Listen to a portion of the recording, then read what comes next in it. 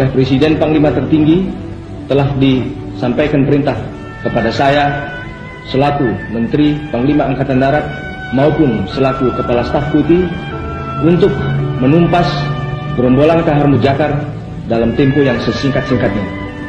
Dengan bantuan rakyat seluruh daerah Sulawesi Selatan dan Tenggara dan juga rahmat dan perlindungan dari Tuhan Yang Maha Kuasa, maka tugas ini dapat diselesaikan dengan tertembaknya mati Kahar Mujakar pada tanggal 2 Februari tahun 1965.